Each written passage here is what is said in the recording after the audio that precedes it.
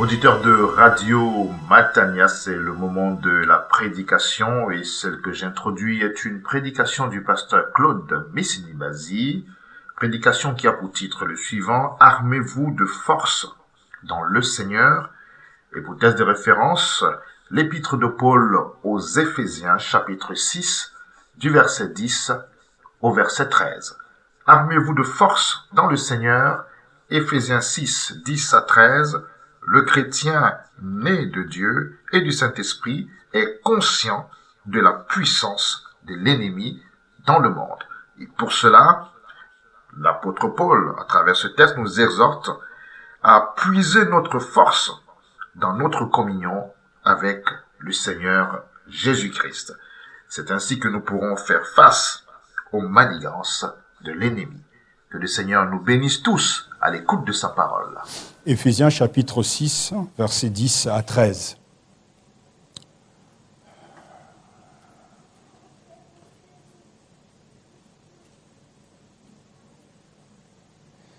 Éphésiens chapitre 6, verset 10, accueillons la parole de Dieu. Pour finir, armez-vous de force dans le Seigneur, de sa force toute puissante. Revêtez l'armure de Dieu pour être en état de tenir face aux manœuvres du diable. Ce n'est pas à l'homme que nous sommes confrontés, ou plutôt affrontés, mais aux autorités, au pouvoir, aux dominateurs de ce monde de ténèbres, aux esprits du mal qui sont dans les cieux. Saisissez donc l'armure de Dieu, afin qu'au jour mauvais, vous puissiez résister et demeurer debout, ayant tout mis en œuvre. Amen. Amen. Amen. Prions le Seigneur.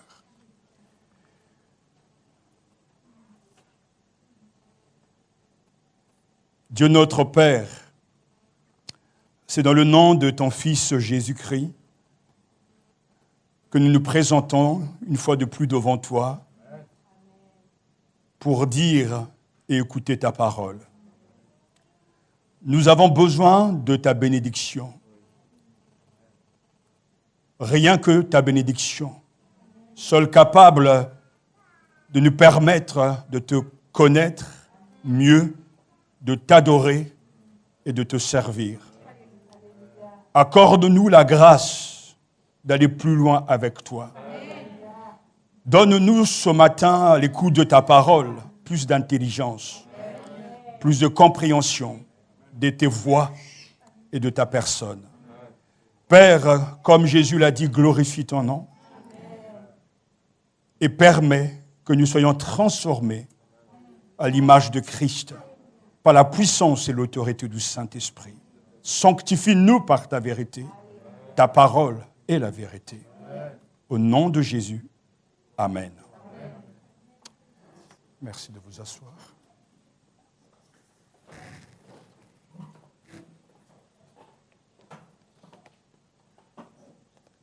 L'ignorance est l'ennemi du christianisme.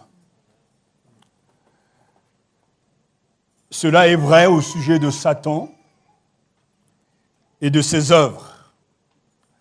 Le chrétien né de Dieu et habité par le Saint-Esprit est conscient de la puissance du mal dans le monde.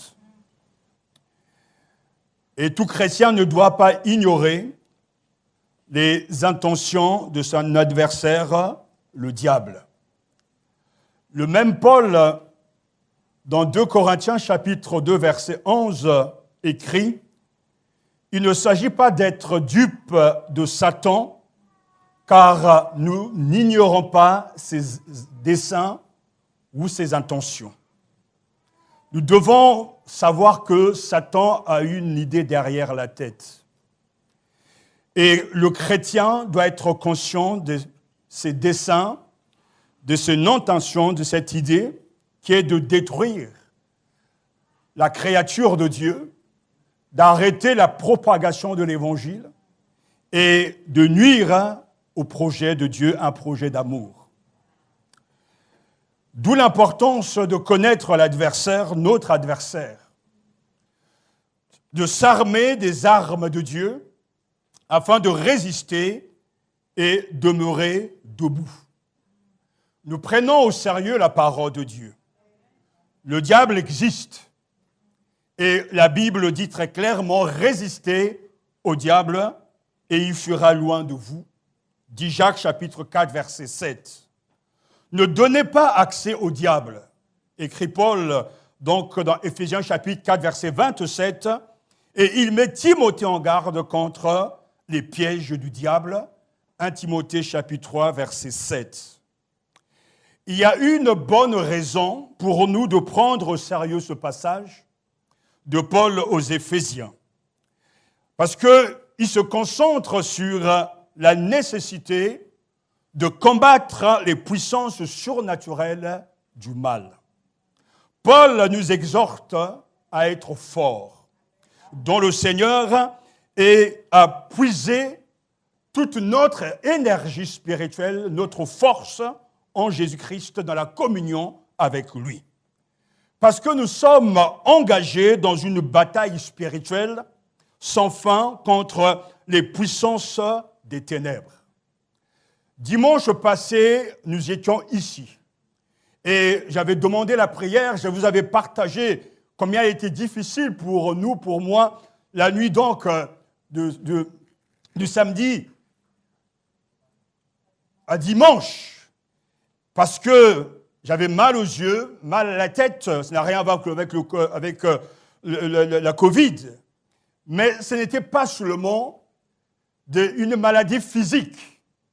J'étais pratiquement paralysé et je luttais intérieurement. Je savais que c'était une attaque satanique pour m'empêcher de venir au culte rendre gloire à Dieu. Et cette nuit-là, mon épouse a été à genoux donc à mes pieds pour intercéder que Dieu me fasse grâce. Et le Seigneur m'a fait grâce, car le dimanche matin, j'étais bien debout et j'ai pu apporter la parole de Dieu. Ce n'est pas la première fois que Satan travaille et agit ainsi. Dans les jours qui ont précédé ce samedi, il y a eu une succession de rêves que Dieu nous montrait que quelque chose se passait dans le monde spirituel. Une bataille spirituelle était engagée pour arrêter, pour paralyser. Une mafia spirituelle était en œuvre pour arrêter l'œuvre de Dieu ici, comme cela peut être le cas ailleurs. Le diable existe réellement et il est très puissant. Et ce matin, je ne veux pas que nous le sous-estimons, mais que nous lui donnons la place qu'il doit avoir par rapport à Dieu, car celui devant qui nous nous tenons est plus fort et a réellement remporté la victoire. Ce que je suis en train de vous dire, frères et sœurs, ce que le chrétien né de Dieu, ayant reçu le don du Saint-Esprit, doit puiser en Jésus-Christ sa force, ses forces, afin de tenir ferme contre les manœuvres du diable. C'est pour cela que ce matin, le Seigneur dit à l'Église, ici et ailleurs, et nous prions, que la parole de Dieu est une belle course en dehors de ces quatre murs, et que cette parole soit acceptée, accueillie avec joie. Pour finir, dira l'apôtre Paul, armez-vous de force. Fortifiez-vous dans le Seigneur ou soyez puissants dans le Seigneur. Le Seigneur me dit, te dit, je dois m'armer spirituellement pour résister et tenir ferme face aux assauts des forces du mal. Paul vient donc d'exhorter l'Église et pour finir sa lettre, il exhorte les chrétiens en tout temps de puiser leur force dans le Seigneur. Soyez puissants dans le Seigneur. C'est un impératif, c'est un commandement. Nous devons nous fortifier. Soyez rendus forts, soyez courageux, soyez en tout cas solides dans votre relation avec le Seigneur. Il dit bien, armez-vous de force. Il ne s'adresse pas simplement à un individu, mais il s'adresse à la communauté, tous les chrétiens qui ont reçu Jésus-Christ comme leur Seigneur et Sauveur, qui ont reçu le don de l'Esprit, tous les chrétiens doivent entendre cette exhortation, armez-vous de force. Le Seigneur veut voir des chrétiens forts, des chrétiens fermes et robustes, en mesure de tenir et de résister efficacement contre les manœuvres du diable. L'appel à être fort est un appel qui se trouve en tout cas dans la Bible, surtout dans l'Ancien Testament, car à chaque fois que Dieu veut faire et faire avancer son œuvre et qu'il appelle des leaders pour diriger, en tout cas son œuvre, il dit constamment et il répète constamment l'importance d'être fort.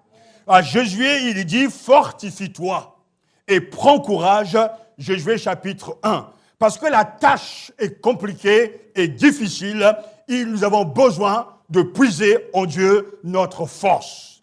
À David, qui était aussi découragé, dans 1 Samuel chapitre 30, verset 6, David reprit courage en s'appuyant sur son Dieu. Donc Jésus a dit qu'il a vaincu le monde, prenez courage, car il a vaincu le monde.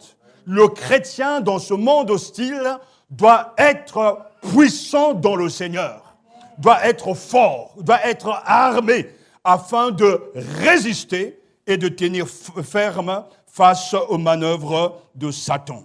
L'apôtre précise davantage justement la nature de cette source extérieure, c'est sa force toute puissante. Pour finir, armez-vous de force, et il poursuit, dans le Seigneur de sa force toute puissante. Cette force, c'est celle qui a été démontrée au chapitre 1, quand le Père a ressuscité Christ d'entre les morts et l'a couronné de gloire et d'honneur. Cette puissance de résurrection a été donc le moyen, la manière que Dieu a utilisée pour rendre gloire à son nom et à son Fils. Et cette puissance supérieure, cette puissance qu'on ne peut pas arrêter, cette puissance a été donnée à l'Église comme héritage.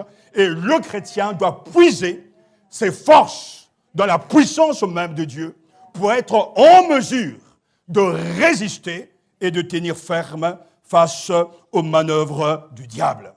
Au chapitre 1, l'apôtre Paul d'ailleurs prie pour que les chrétiens comprennent l'extraordinaire pouvoir de Dieu agissant en leur faveur et qu'ils en fassent l'expérience. Éphésiens chapitre 1, verset 19. Et là, il exhorte l'Église à s'approprier par la foi cette puissance qui s'est révélée, une puissance suffisante que Jésus lui-même a expérimentée, que le chrétien doit expérimenter au quotidien, car nous sommes face à un ennemi redoutable, puissant, et qui connaît réellement comment casser et détruire, mais Dieu a donné par Jésus-Christ à l'Église une puissance supérieure, une puissance extraordinaire, le pouvoir de la résurrection. Armez-vous de force dans le Seigneur, de sa force toute puissante. Alléluia. C'est une invitation, frères et sœurs, à considérer que personne n'a assez de force pour aller jusqu'à la victoire. S'il cherche sa force en lui-même, il est question de la force qui vient de Dieu. La force d'abord, les armes ensuite. Prenez de la force. Soyez robustes. Montrez-vous des hommes valeureux. N'ayez pas peur. Ne craignez pas. Dans l'union avec le Seigneur, soyez forts. Alléluia. Ce matin, puisez à même dans cette force qui est celle de Dieu et qui se manifeste en Christ avec toute la puissance décrite, alléluia, dans Éphésiens chapitre 1. Cette puissance, elle est remarquable parce que c'est une puissance qui nous fait faire des choses. C'est une puissance agissante. C'est une puissance qui nous fait bouger. Une puissance qui vient à bout de toute résistance. Comme celle que Christ déployait en accomplissant des miracles. Quand Jésus allait de lieu en lieu, cette puissance se manifestait. Il donnait une parole et sa parole est en train d'accomplir. Le malade entendait la voix de Jésus et le malade était guéri. Le mort entendait la voix de Jésus. D'ailleurs, c'est magnifique. Dans Jean chapitre 11, lors de la résurrection de Lazare, Jésus simplement dit « Lazare, sors !» Et une voix, la voix de Jésus, une voix d'autorité, et Lazare sort. Alléluia. Jésus n'a pas besoin de se déplacer. Sa parole est suffisante. Une puissance de vie, une puissance irrésistible, une puissance qui a banni et qui a vaincu le dernier de nos ennemis, la mort. Car en ressuscitant Christ d'entre les morts, Dieu a démontré que nos ennemis sont tous vaincus. Et c'est pour cela que l'apôtre Paul pourra dire « Je peux tout en celui qui me rend fort. Je puis tout par celui qui me fortifie. » Parce qu'il vit, il expérimente la puissance même de Dieu. Cette puissance qu'on ne peut pas arrêter, alléluia. Cette immense, comme le dit, quelle immense puissance il a déployée en notre faveur. À nous les croyants, son énergie, sa force toute puissante, il les a mises en œuvre dans le Christ lorsqu'il a ressuscité des morts et fait asseoir à sa droite dans les cieux. Qu'il daigne, selon la richesse de sa gloire, vous armer de puissance par son esprit pour que se fortifie en vous l'homme intérieur. Et il termine dans Ephésiens chapitre 3, verset 20, à celui qui peut, par sa puissance, qui agit en nous, faire au-delà, infiniment au-delà de ce que nous pouvons demander et imaginer. À lui soit la gloire pour l'éternité. Oui, notre Dieu est puissant. Le Saint-Esprit est puissant. Jésus-Christ est puissant. Armez-vous de force dans le Seigneur. Pour expérimenter cette force, cette puissance de Dieu, il faut toujours exercer sa foi. Tous les dons de Dieu, nous les recevons par la foi. Il ne s'agit pas de dire que Dieu est tout-puissant comme nous l'avons chanté ce matin. Oui, il est réellement tout-puissant. Mais pour que cette puissance me pénètre et transforme ma vie, la main de la foi doit saisir cette promesse. La main de la foi doit saisir ce fait et par la foi expérimenter la puissance de Dieu. Lorsque tu es étouffé spirituellement, lorsque Satan cherche à t'arrêter dans ta marche avec Dieu, quand des pensées sombres viennent envahir ton esprit, mets-toi à genoux et proclame, Seigneur, par la puissance de ta résurrection, donne-moi de marcher sous les mauvaises pensées. Donne-moi de marcher sous ces impulsions qui ne sont pas de toi. Et de marcher sous ce qui est contraire à ta volonté. Car je désire faire ta volonté. Et le Seigneur te donnera d'expérimenter sa puissance, la puissance de sa résurrection. Oui, puisez, armez-vous de force dans le Seigneur. Ce mot sont importants, frères et sœurs. Car ce n'est pas l'homme qui donne la force. Ce n'est pas non plus mon courage. Ce n'est pas non plus ma bravoure. C'est par l'Esprit de Dieu. C'est par la puissance de Dieu. L'Église avance, attaquée et constamment et en guerre contre les forces du mal. Et l'Église résiste. L'Église tient debout. Car celui qui est la tête de l'Église est le Seigneur des armées célestes. Celui qui est le vainqueur de vainqueurs. Et il n'est pas allé au ciel pour y rester, mais il est parti au ciel préparer une place et a laissé à son Église, son corps, ses enfants, à moi, à toi, à tous les croyants, la puissance de sa résurrection. Rien ne peut arrêter l'œuvre de Dieu. Et rien ne pourra l'arrêter. Comme rien ne peut arrêter un enfant de Dieu dans sa marche, car Christ a tout accompli. Pourquoi Paul écrit-il ces choses dans le Seigneur de sa force toute puissante? Revêtez l'armure de Dieu pour être en état de tenir face aux manœuvres du diable. Le verset 11 nous dit pourquoi Paul exhorte les croyants à être forts dans le Seigneur pour être en état de tenir face aux manœuvres du diable. Nous sommes engagés et nous sommes tous appelés en tant que croyants à combattre les forces du mal. Mais je précise, il ne s'agit pas d'aller au-devant de ces forces. Non, ce que Paul dit, ce que Dieu dit, afin d'être en état de tenir. Non pas comme je l'entends dans l'évangile de la prospérité, où certains prêchent au nom de Jésus de chasser les démons. Non, le texte est clair pour être en état de tenir. Non pas être en état de chasser les démons, ou bien de parler aux esprits. Non, pour être en état de tenir. C'est-à-dire de garder sa position.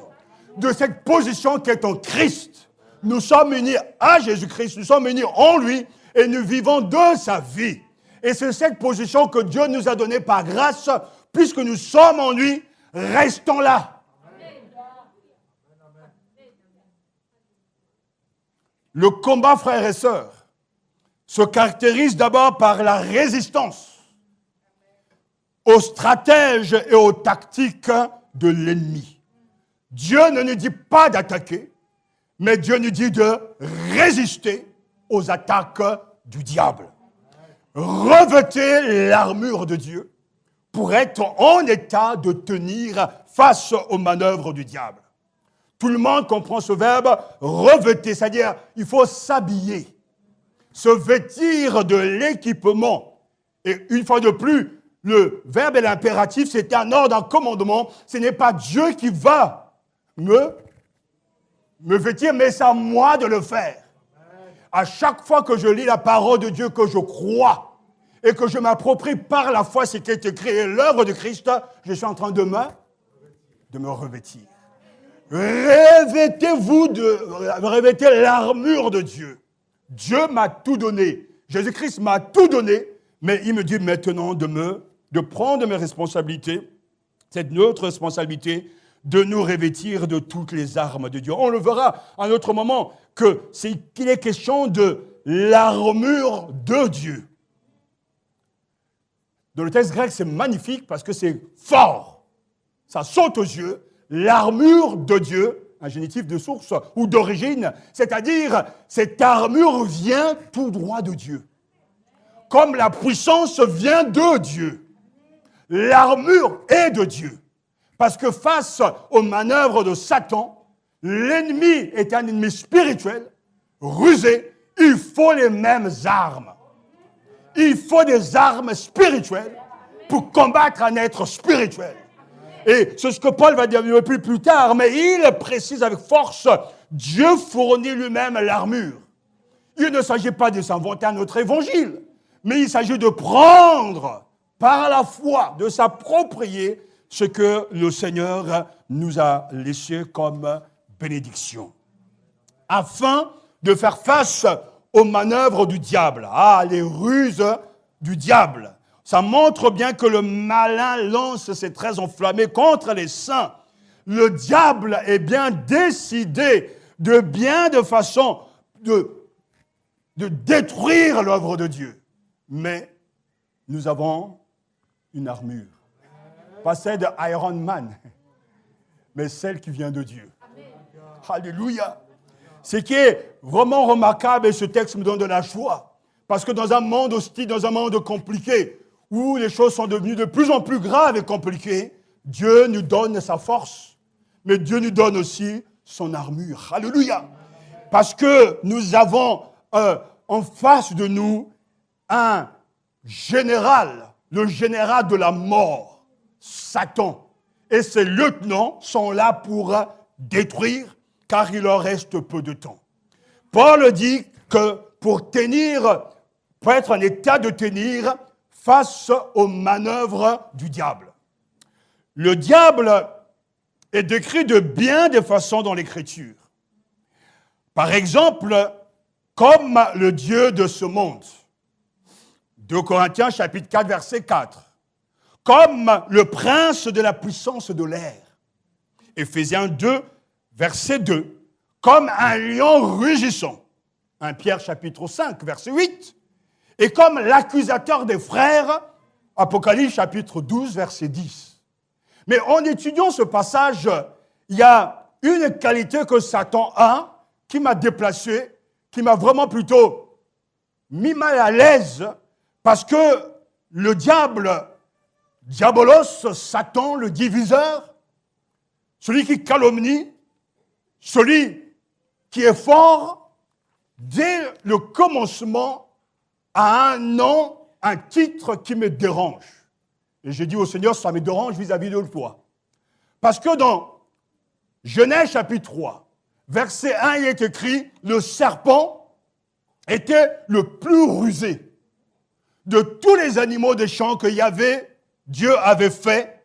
Et il dit à la femme, alors Dieu a dit, vous ne mangerez pas de tous les arbres du jardin. Et j'ai dit, mais comment Dieu a-t-il pu créer un être pareil? Un animal pareil, il était le plus rusé de tous les animaux des champs qu'il y avait. On vient bien, Dieu l'a créé.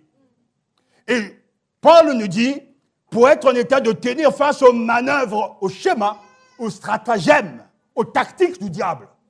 Mais le diable, depuis le commencement, il est rusé. Il est malin. Rien que ce mot, l'étude de ce mot, que en hébreu, arum, est un mot tellement riche que j'aimerais prendre un peu de temps, s'il vous plaît, pour en distiller vraiment les nuances. Il est rusé, telle la traduction que nous avons, mais il peut être rendu aussi par fourbe, futé, malicieux, malin. Mais ce qui est surprenant, c'est qu'il est toujours lié à une intelligence, parce que le diable est tellement malin, tellement intelligent, qu'il est capable de mettre en place une stratégie de démolition. D'ailleurs, quand vous regardez les films où il y a des serial killers, ce qui est toujours étonnant, c'est que certains sont très intelligents. Ils ont souvent un QI très élevé. Ils arrivent à tromper tout le monde. Et on se dit, mais pourquoi, comment se fait-il qu'il en soit ainsi? Mais c'est comme ça.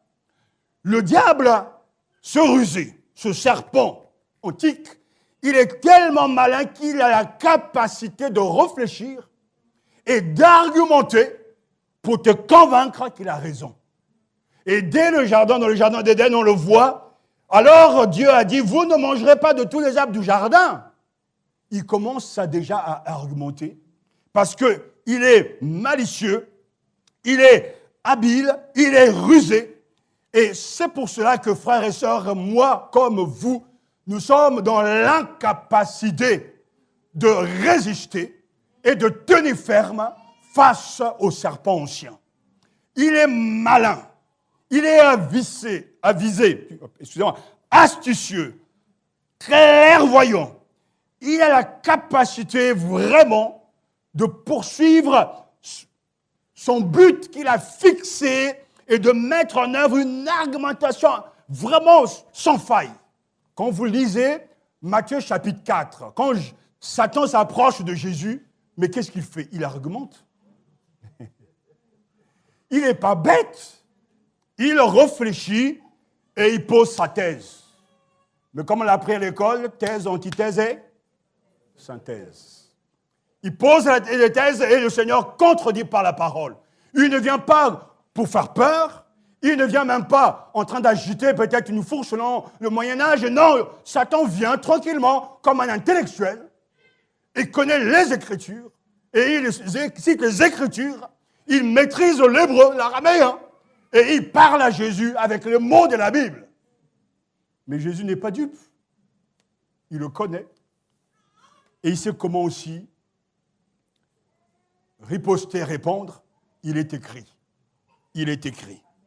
Et quand la Bible nous dit réellement de puiser nos forces et de revêtir les armes de Dieu, ça peut être dans la capacité, peut être dans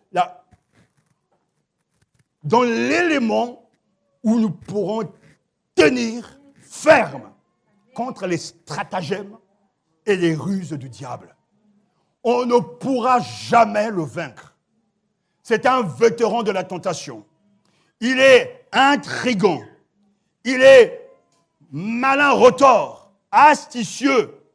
Et il a cette capacité d'entrer et de ne jamais faire du bruit. Comme le serpent. Quand il arrive, le serpent, vous ne le voyez pas. Ce n'est qu'après, vous en subissez les conséquences. quand bien sûr il vous mord. Le diable, le serpent est pareil, le diable est capable d'exploiter à son avantage les péchés mentionnés même dans Éphésiens chapitre 4. Le verset 27 nous dit « Ne donnez aucune prise au diable ». C'est-à-dire, ne lui donnez pas accès, ne lui ouvrez pas la porte. Et la question qu'il faut se poser ce matin, comment est-ce que je peux donner les clés de ma vie à Satan? Comment est-ce que je peux ouvrir mon cœur à Satan? L'apôtre Paul lui dit très clairement, c'est pourquoi, débarrassez du mensonge, que chacun de vous dise la vérité à son prochain. Ne sommes-nous pas membres les uns des autres? Mettez-vous en colère, mais ne commettez pas de péché. Que votre colère s'apaise avant le coucher du soleil. Ne donnez aucune prise au diable. Que le voleur cesse de dérober. Et d'après donc ce chapitre 4, verset 27, Satan s'efforce de prendre pied dans la vie des chrétiens et d'exercer son influence sur leur vie. Vous savez comment? Par le biais de la colère incontrôlée. La colère est un sentiment humain. Mais une colère poussée à l'extrême devient un canal que Satan va utiliser pour détruire. Être en colère, c'est humain. Mais la colère que l'on garde, que l'on caresse dans le but de se venger, c'est une colère diabolique. Ne donnez pas accès à Satan via la colère. Ne donnez pas accès à Satan via le mensonge. Le chrétien ne doit jamais mentir. Et on le voit bien que ce qui caractérise le diable, diabolos, Satan, c'est le mensonge. Dès le début, il est le père du mensonge. Le chrétien doit dire toujours la vérité, quelles que soient les conséquences. Et c'est quelque chose qu'on veut tellement laisser à nos enfants. On lui dit constamment dans la maison, nos enfants disent on vous aime, quelles que soient les erreurs, quel que soit ce que vous pouvez vivre, on va vous punir, c'est vrai, mais on vous aimera toujours. Mais surtout, dites toujours la vérité. Toujours. Mais c'est difficile. Parce que l'enfant, comme l'adulte, aime le mensonge, veut se protéger. Et ce matin, on l'a entendu réellement dans cette méditation que Dieu regarde le cœur et non pas l'apparence. Tu veux que la vérité soit au fond de nous. Et si dans nos églises, ce principe était vécu, accepté par tous, je veux dire la vérité. Je suis allé à tel endroit, je dis la vérité à mon frère. J'ai fait ceci, je dis la vérité à mon frère. J'ai menti, je dis la vérité, que c'est bien moi qui ai menti. J'ai souvent parlé de mon expérience dans le passé. Et c'est vrai que s'il fallait avoir un nid de parade des péchés, le mensonge est quelque chose que j'ai vu souvent, même chez des gens, entre guillemets, sincères. Mais le plus difficile m'a été de voir ces côtés où c'est un peu biaisé, où on dit des demi-vérités.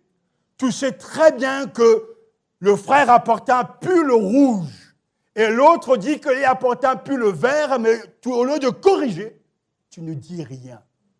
En fait, tu laisses le mal avancer. Dès que le mensonge pénètre les cœurs, une assemblée, sachez-le, Satan est déjà là. Quand dans un couple, on se ment, Satan est déjà là. Quand entre les parents et les enfants et les parents, il y a du mensonge, Satan est déjà là. Car c'est ce qui caractérise le diable. Si j'insiste sur ce point, c'est parce que les gens mentent et c'est quelque chose qui peut vous briser. L'Église est la colonne de la vérité. Vous connaîtrez la vérité et la vérité vous rendra libre. Et quand Paul dit ne donnez pas accès au diable, il dit donc de ne pas se mettre en colère, une colère incontrôlée. Il ne faut pas être un menteur, il ne faut pas voler, verset 28, il ne faut pas non plus avoir des propos, en tout cas déplacés, mais il faut toujours avoir des paroles assaisonnées de sel. Oui, au moyen de ses ruses, il s'efforce donc d'empêcher les croyants même de faire avancer la cause du Christ et d'atteindre cet objectif. Tout le monde comprend pourquoi le Seigneur nous dit revêtez l'armure de Dieu pour être en état de tenir, de garder votre position, de résister face aux manœuvres du diable. Frères et sœurs, le Seigneur veut voir des chrétiens forts, fermes et robustes, en mesure de résister efficacement contre les manœuvres du diable. Beaucoup trop de croyants ont démissionné. C'est vrai que le découragement arrive. C'est vrai qu'il y a des pesanteurs. C'est vrai que quelquefois on est sous pression. Mais nous avons une source inépuisable, la force toute puissante de Dieu.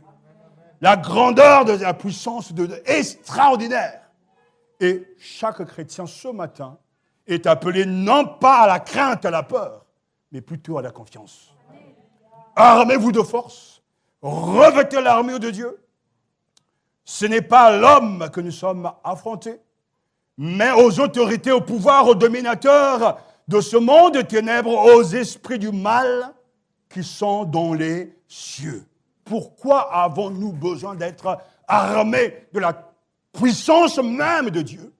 Parce que nous sommes confrontés non seulement à Satan, mais aussi à ses lieutenants.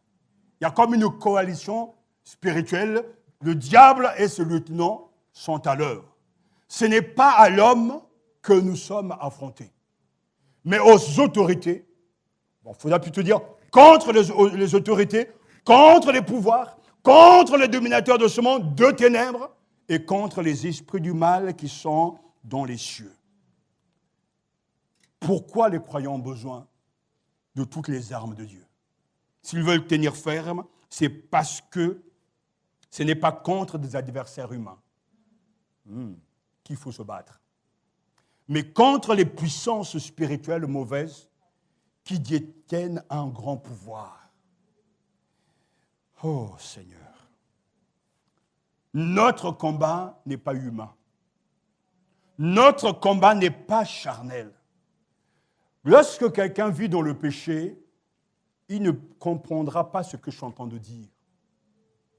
Mais levez-vous dans la prière, levez-vous dans l'adoration, levez-vous dans la pureté, dans la sanctification, dans la louange. Levez-vous pour servir Dieu et vous serez confrontés à une puissance invisible, mais perceptible avec ses narines spirituelles, entre guillemets. Et cette puissance, je la ressens, elle est là. Elle entre dans la salle et il y a des lourdeurs. Elle entre dans la salle et les gens sont déconcentrés. Elle entre dans la salle et des pensées sales surgissent, absorbent le cerveau et bouffent carrément la foi qui est déjà là. Lorsque cette puissance est là, il y a un état de mort. Il y a de la panique. Il y a de l'angoisse. Il y a de la peur. Il y a l'envie de fuir et de démissionner. Mais quand la puissance de Dieu est là, la vie prend le dessus. Quand la puissance de résurrection est là, la louange vous transporte dans les lieux célestes. Quand la puissance de Dieu est là, le cantique spirituel bouleverse le cours de la louange. Et dans les jours qui viendront, je vais vous parler de ce cantique spirituel qui ne peut être chanté que par des chrétiens remplis de l'esprit et qui, dans le monde spirituel, fait des dégâts. Car nous proclamons le Christ et son œuvre. Nous avons à combattre non pas le frère de chair. Nous avons à combattre non pas la sœur en face de nous, mais notre combat est contre les forces du mal. Et c'est pour cela qu'il nous faut être fort dans le Seigneur et revêtir l'armure de Dieu. Alléluia! Non seulement il y a le diable, mais nous avons d'autres adversaires. Au verset 11, l'adversaire des croyants est le diable, le malin. Au verset 12, c'est une pluralité d'adversaires. Ce sont des autorités, des pouvoirs, les dominateurs de ce monde des ténèbres et les esprits du mal qui sont dans les cieux. Écoutez-moi, frères et sœurs, vous qui êtes ici ailleurs, je précise dans ce combat spirituel que le Seigneur nous donne de localiser où se passe ce combat spirituel.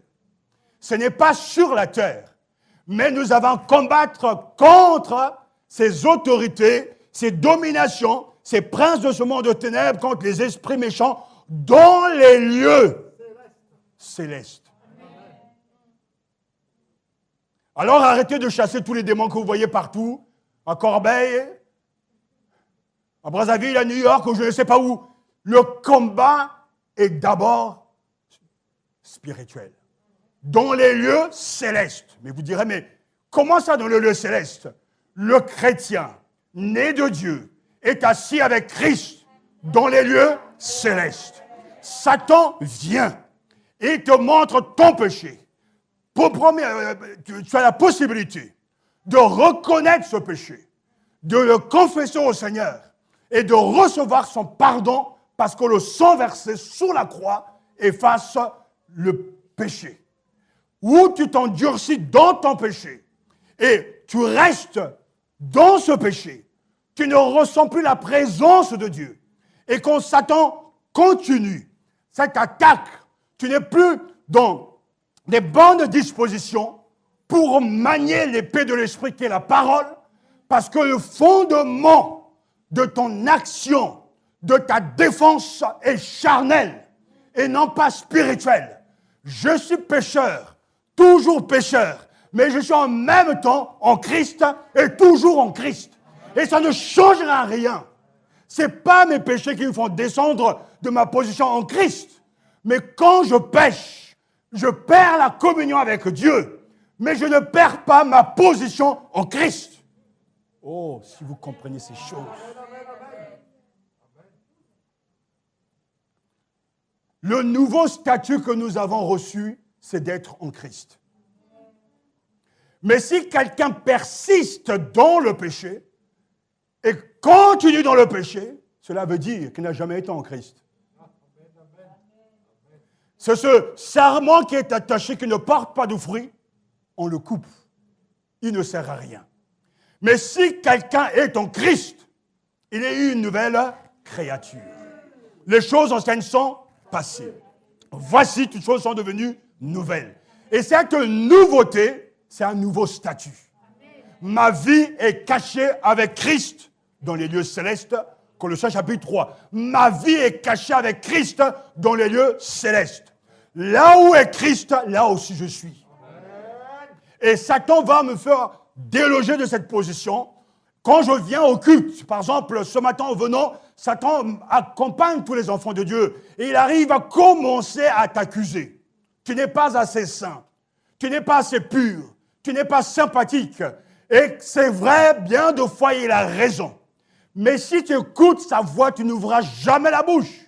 Parce que la position pour louer et adorer Dieu n'est pas ce que Satan dit, mais ce que Dieu a fait en Christ pour moi. Et moi, je suis en Christ. Alors oui, Seigneur, j'étais pas sympathique. Oui, Seigneur, j'ai volé ma dîme, les offrandes. Je te demande pardon. Je reçois ton pardon. Et je garde ma position en toi. Je gis de ma position en toi. Et je te loue, je t'adore, car je ne m'appuie pas sur le fondement de mes sentiments, de mon ressenti, mais sur ce qui est écrit et ce qui a été fait. Et c'est l'évangile, c'est ça. Dieu sait combien d'années j'ai dû lutter pour recevoir ces vérités-là. Car Satan, il reviendra toujours titiller cette mauvaise habitude. Et à chaque fois, on l'écoute. À chaque fois, on dit Amen à ces paroles. Mais Dieu veut entendre la parole de la foi. Christ est ma vie. J'ai été crucifié avec Christ. Ce n'est plus moi qui vis, mais c'est Christ qui vit en moi. Je ne suis pas encore arrivé à cette perfection, à cette maturité, mais c'est une réalité. Je suis en lui et lui en moi. Alléluia. Oh. Satan et ses êtres surnaturels, diaboliques, forment cette coalition justement, et le chrétien a vaincu ses adversaires. Saisissez donc l'armure de Dieu. Saisissez donc l'armure de Dieu. Alléluia. Qu'il est vrai, frères et sœurs, chers amis, lorsqu'on vit dans le péché, on ne peut pas expérimenter et goûter la puissance de Dieu, mais aussi la présence de Dieu. C'est vrai que c'est lorsque nous marchons avec Dieu, que nous aimons les choses de Dieu. Ça aussi, c'est l'œuvre du Saint-Esprit. Que nous prenons plaisir à venir au culte, à donner nos dîmes, à annoncer l'Évangile, à parler de Jésus aux autres, que nous nous développons spirituellement. Et même quand Satan et ses acolytes ont cette idée derrière la tête, cette idée de détruire, d'arrêter, le Seigneur nous influence. Ce matin, nous prions que les croyants puisent en Jésus leur force. Il m'arrive d'être tellement fatigué, d'être épuisé, parce que c'est tant d'années à servir Dieu, tant d'années à entendre, tant d'années à avertir, tant d'années à être critiqué, tant d'années à être jugé, tant d'années à être béni, tant d'années à être maudit. Vous usez quelquefois, vous êtes épuisé, vous voulez passer la main, vous voulez vous reposer. Et à maintes reprises, par sa grâce, Dieu a su renouveler de force. Quelquefois, on n'est pas loin de tout laisser tomber. Mais une puissance surnaturelle, une force que je ne peux pas expliquer, s'empare de nous, nous soulève, nous donne une nouvelle impulsion, et met en nous des désirs, l'envie de ne jamais laisser tomber.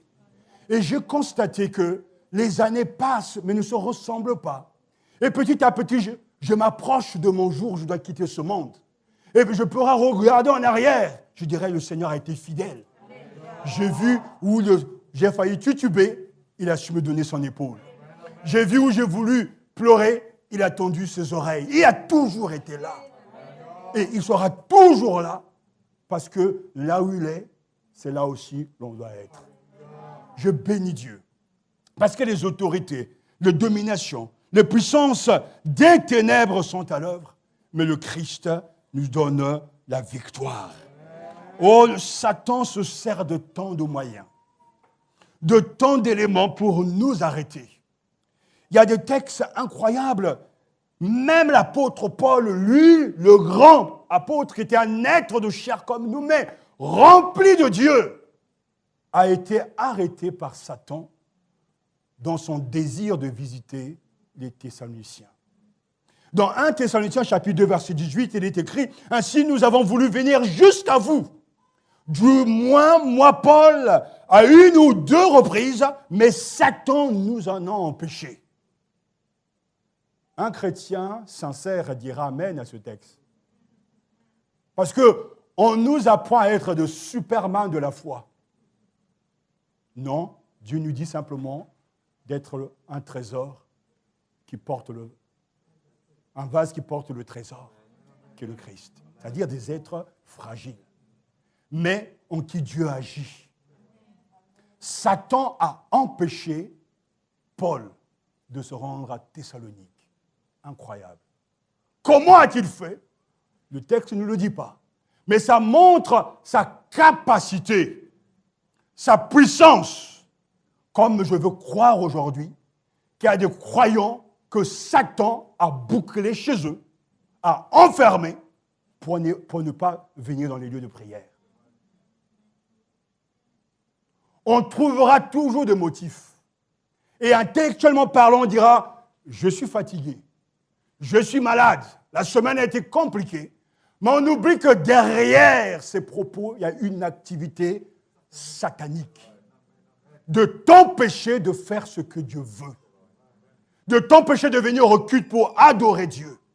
Et là, je rejoins nos parents, dit, mais que soit ton état, va à la maison du Seigneur. Si Jésus descend ce jour-là, il descend tout le temps, il te touchera. Mais il ne peut pas te toucher chez toi. Satan nous en a empêchés à 2 reprises. Mais Paul, mépris. Paul, jeune, oui, ils ont peut-être fait, mais Satan est fort. Le même Satan qui a le pouvoir de venir arracher la parole. Oh Seigneur, parle à l'Église. Nous sommes dans un combat spirituel intense. Et nous devons être conscients de l'ennemi et comprendre ses intentions. Il ne veut pas notre bonheur. Il ne veut pas notre salut. Il ne veut pas que nous ayons accès à la vérité. C'est pour ça que la Bible dit très clairement qu'il a même le pouvoir, dans Apocalypse chapitre 2, verset 10, ce texte m'a frappé une fois et plus, parce qu'on parle du diabolos. Ne crains pas de ce que tu vas souffrir. C'est le ressuscité qui parle à l'Église. Voici que le diable va jeter quelques-uns d'entre vous en prison. Vous entendez? Le diable va jeter quelques-uns d'entre vous en prison, afin que vous soyez éprouvés. Et vous aurez une tribulation de 10 jours. Sois fidèle, alléluia, jusqu'à la mort, et je te donnerai la couronne de vie. Jésus ressuscité s'adresse à son Église. Et il reconnaît le pouvoir de Satan de jeter ses enfants en prison. Et il ne l'arrête pas. Pour être éprouvé, mais il dit, reste fidèle. Résistez et tenez ferme. Pour ne pas être les jouets de Satan. Et c'est ce qu'il faut faire, frères et sœurs. Satan est fort. Il se déguise en ange de lumière. Mais le Christ l'a vaincu. Permettez-moi ce dernier passage.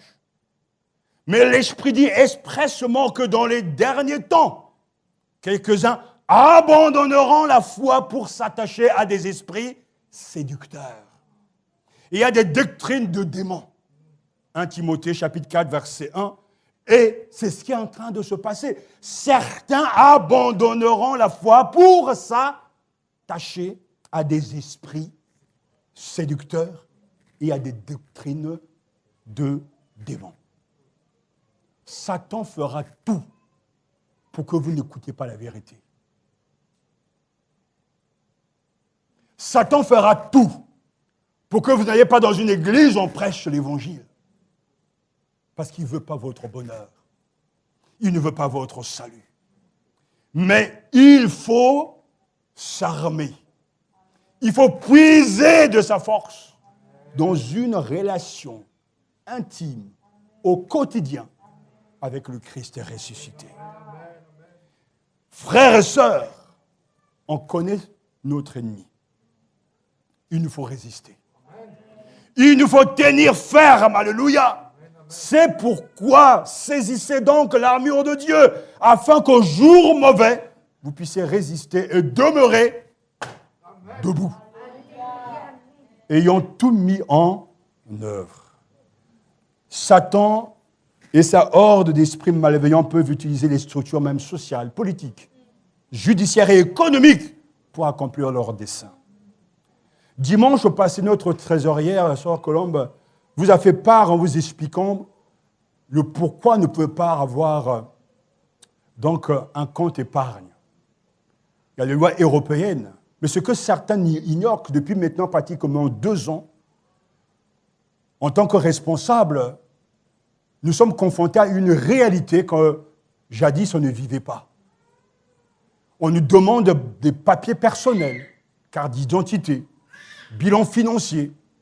En fait, lorsqu'on a parlé à notre conseiller à la banque, il nous a expliqué sur le ministère de l'Intérieur qui exige ces papiers et cela doit être renouvelé tous les 2 ans.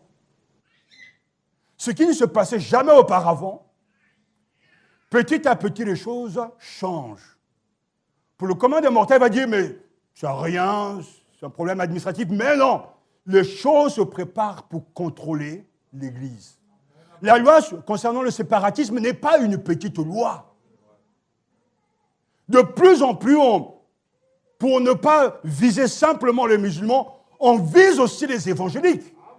On veut contrôler les fonds, l'argent qui provient des pays étrangers, mais surtout des États-Unis.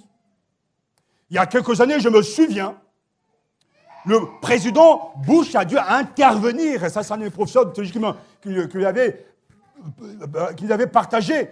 Parce que les visas pour les missionnaires évangéliques n'étaient pas accordés par la France. On faisait entrer le Dalai Lama et tous les autres, sauf bien sûr les musulmans.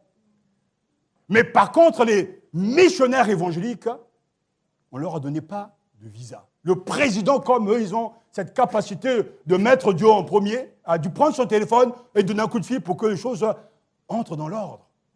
En fait, de manière tranquille, insidieuse, les forces du mal mettent leurs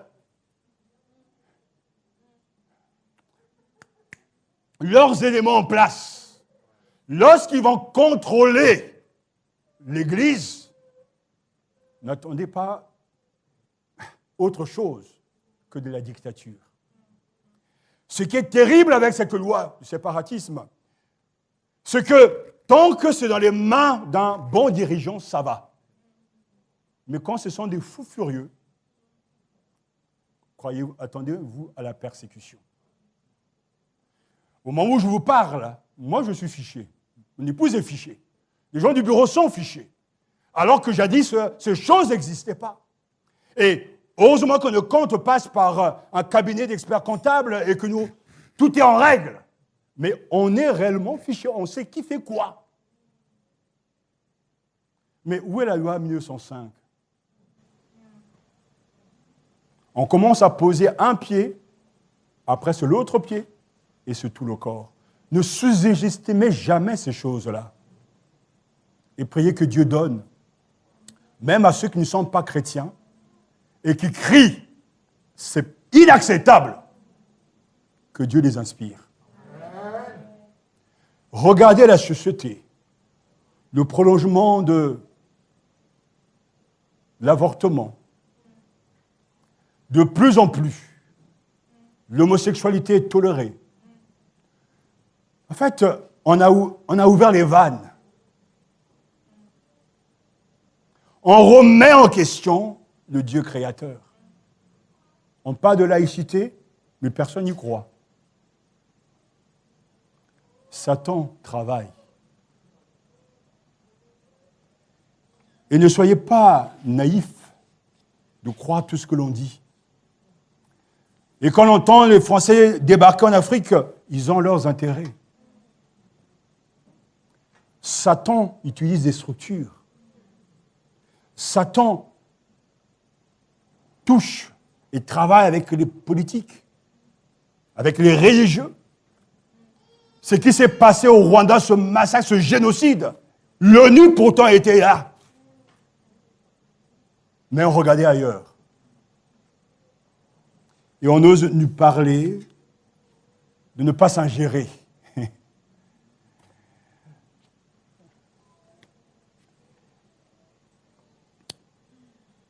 Je voulais terminer par quelques remarques pour dire simplement à l'Église que ce combat spirituel n'est pas simplement un petit combat pour chacun, mais c'est un combat cosmique.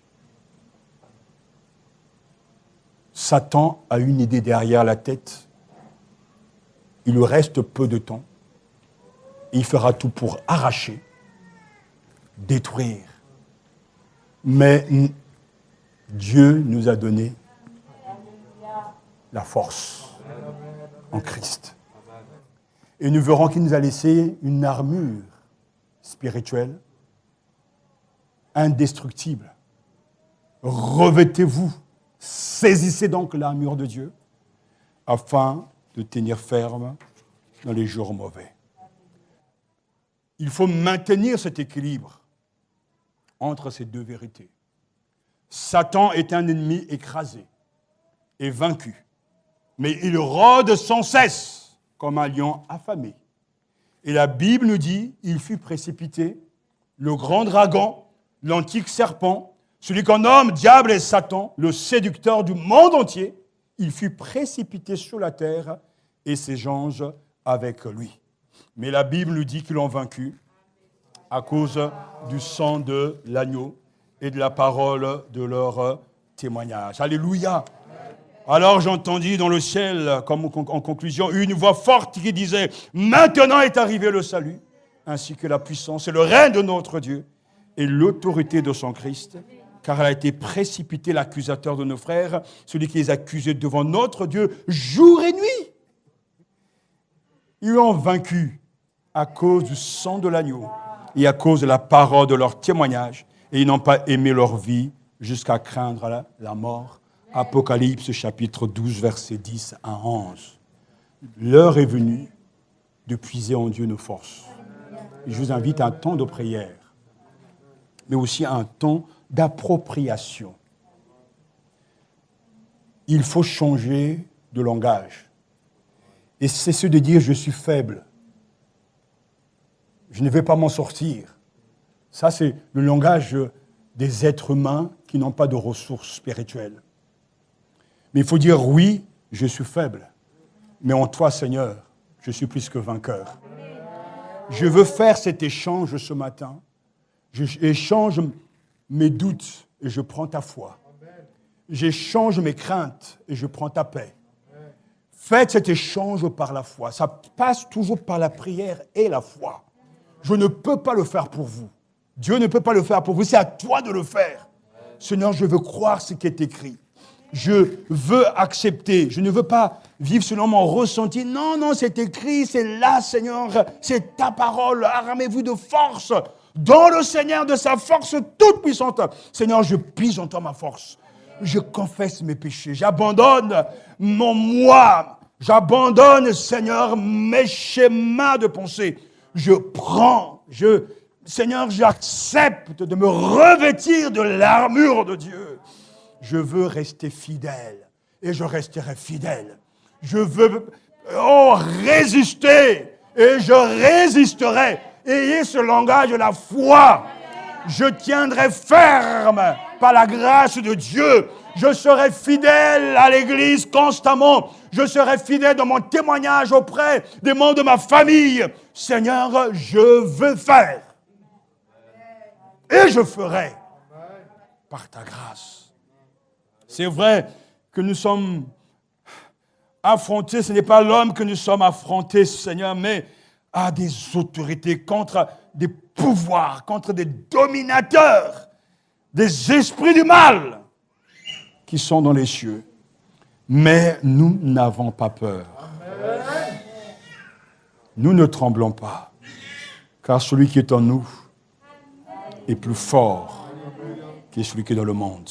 Il faut qu'il soit en nous, car c'est lui le vainqueur. Je ne me laisserai pas abattre par la peur du futur. Je ne me laisserai pas enfermer dans les mensonges de Satan.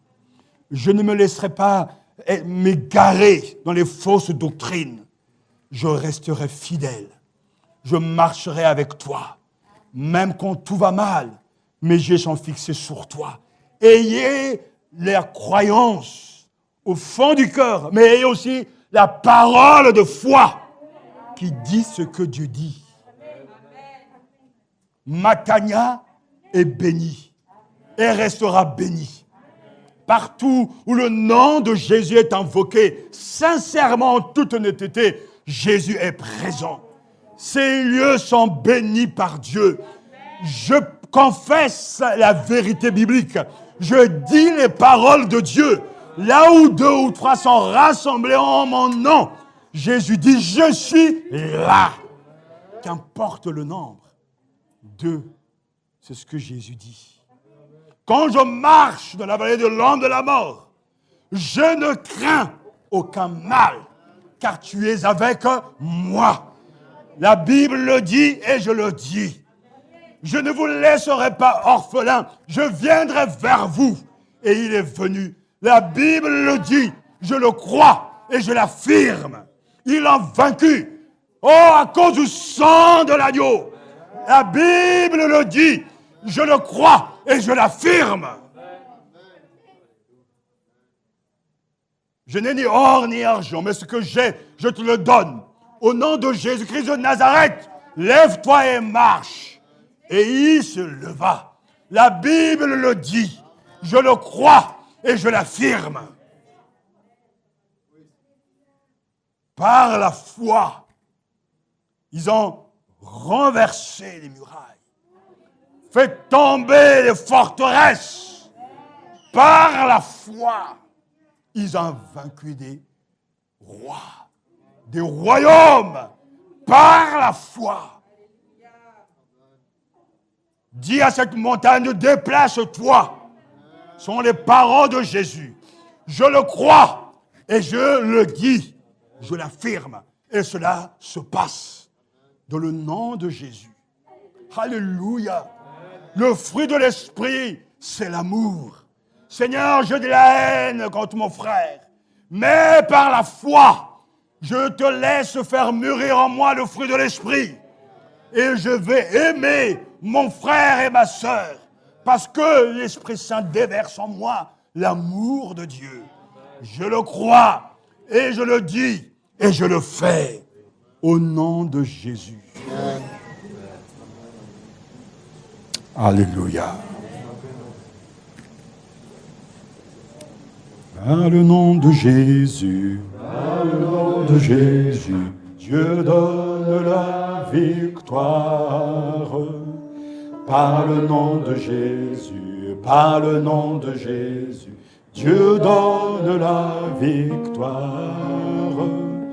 Quand Satan nous tente un piège, c'est ce beau qui nous protège, ce beau nom de la victoire que chantent les élus.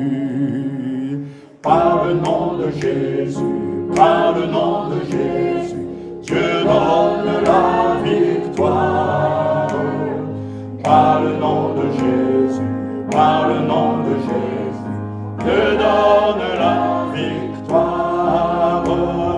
Quand Satan nous tente un piège, c'est ce nom qui nous protège, ce beau nom de la victoire que chantent les élus. Alors ensemble chantons, par le nom de Jésus, par le nom de Jésus, je donne la victoire.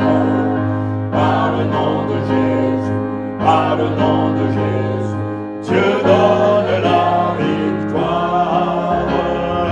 Quand Satan nous tente un piège, c'est ce nom qui nous protège, ce beau nom de la victoire que chantent les élus.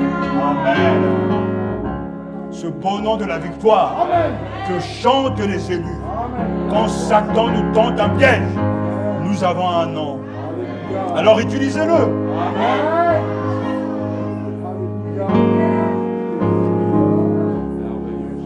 Louons le Seigneur, lèvons-nous et louons le Seigneur, tous ensemble. Cessons de prier, rendons grâce à Dieu pour sa victoire, pour la force qui nous a renouvelée ce matin, pour l'homme spirituel qui le rend fort. Merci pour la puissance. Je suis devenu puissant en toi, Seigneur. Merci pour la puissance de ta résurrection. Oui, je marcherai cette semaine. J'avancerai cette semaine. Et je te rends grâce de ce que tu as renouvelé mon être intérieur. Je te rends grâce pour la joie que tu me donnes au lieu de la tristesse. Je te rends grâce, Seigneur, pour la paix que tu me donnes au lieu de l'inquiétude. Louange et gloire à toi. De ce que j'ai un nom, nous avons un nom. Béni sois-tu. Louange à l'agneau. Victoire au lion de la tribu de Juda. Gloire au Père, gloire au Fils et gloire au Saint-Esprit pour les siècles et des siècles. Je suis fort, oui, plus que vainqueur, par le sang de l'agneau. Nous sommes forts. Matania est fort. Matania est sous le fondement de Dieu, sous le fondement des paroles de Christ. Et nous marcherons, nous vaincrons, nous dominerons. Nous ne serons pas écrasés, nous ne reculerons pas, nous résisterons face à la marée montante du Satan. Béni soit ton Saint-Nom pour ta victoire. Amen, amen. Amen, amen. Gloire au Seigneur. I feel like having old church today. Come on.